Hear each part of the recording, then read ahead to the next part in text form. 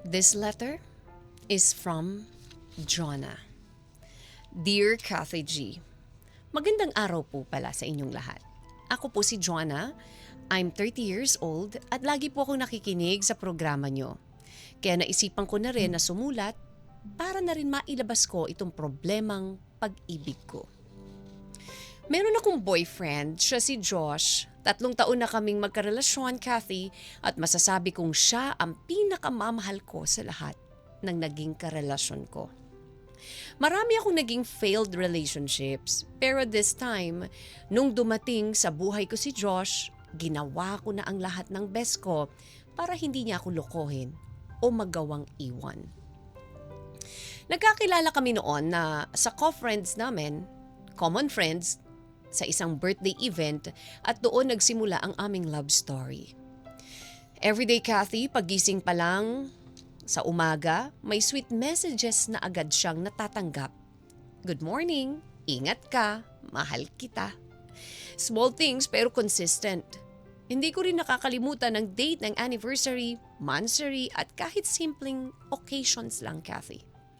Lahat may effort, lahat may paalala na importante siya. Ugali ko parang isang lalaki sa isang relasyon pero ayos lang. Basta na bibigay ko ang assurance sa boyfriend ko kung gaano ko siya kamahal. Sobrang open ako kung gaano ko siya kamahal, Kathy. Hindi ako nahihiyang ipakita yon at ipagsigawan sa mundo kung gaano ko kabaliw sa kanya. Ewan ko ba kung anong ginawa sa akin ni Josh? Para sa akin kasi, kung mahal mo ang tao, dapat ramdam. Hindi lang sinasabi, kung hindi pinapakita rin. Pero dumating ako sa point, Kathy, na parang ayaw ng boyfriend ko sa treatment na ginagawa ko sa kanya. May mga pagkakataon na parang naiirita sa akin si Josh. May mga moment na tinatanong ako kung bakit daw sobra-sobra ang effort ko sa kanya. Ayaw niya ng ganon. Bakit daw todo bigay? Bakit daw parang masyado siyang mahal na mahal? Kathy, kinwestiyon niya ang pagmamahal ko sa kanya. Tama ba na marinig ko yun mula sa taong binibigyan ko ng pagmamahal? Aaminin ko, Kathy, nasaktan ako. Hindi ko kasi gusto yun naging reaksyon niya. Parang ayaw nitong mahalin siya ng sobra. Parang uncomfortable kapag ramdam na ramdam ang pagmamahal. Hindi ko maintindihan kasi nung una okay naman siya na gano'n ang treatment ko sa kanya. Hinahanap niya noon ang taong nagmagmamahal sa kanila ng totoo. Bakit parang nagbago?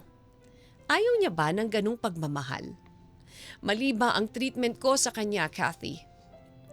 Hindi kaya sumusobra na ako kaya naiirita na siya. Para kasing tinataboy niya na yung pagmamahal na binibigay ko sa kanya. Minsan, hindi ko rin siya maintindihan, Kathy eh. May mga araw na sobrang sweet din niya, maalaga, sweet, present at ramdam mong mahal ka. Pero may mga araw din na bigla na lang itong malamig, distant at parang ibang tao ako. Kaya lalo ako naguguluhan. Hindi ko na alam kung ano ba talaga ang totoo. Sinubukan kong bawasan, hindi na ako masyadong nagme-message. Hindi na ako palaging nauuna, magpakita ng lambing. Hindi dahil nagbago ang pagmamahal ko sa kanya kundi dahil ayaw kong masabihan ng too much at OA. Mas masakit pala no kapag kailangan mong bawasan ang pagmamahal mo para lang magstay ang isang tao. Kasi imbes na tanggap na kung sino ka, parang kailangan mo munang baguhin ang sarili mo para mahalin ka. Napapaisip tuloy ako, Kathy. Ganito ba dapat ang pagmamahal? Yung kailangan mo magtimpla ng feelings para hindi ma-overwhelm ang partner mo. Yung kailangan mo magbago ng lambing para hindi ka ma-reject. At habang tumatagal, mas lalo ako naguguluhan. Kasi mahal ko si Josh. Nakakapagod magtanong kung sapat na ba o sobra pa. Tapos wala naman akong makuhang sagot. Mahal ba talaga ako ng boyfriend ko, Kathy? O mahal lang ako kapag convenient sa kanya? Maliban na iparamdam at ipakita kung gaano ko siya kamahal. O may mga taong hindi sanay mahalin. At kapag binigyan mo ng sobra, sila pa ang natatakot, sila pa ang nagrereklamo. Hindi ko na alam kung saan ako lulugar sa relasyon namin, Kathy. Sana po ay mapayuhan niyo ako. Ano ba ang dapat kong gawin ngayong magpapasko na pero pinoproblema ko pa rin ang relationship na meron ako ngayon? Hanggang dito na lamang po ang aking liham. Maraming salamat sa pagbasa. Lubos at sobrang nagmamahal.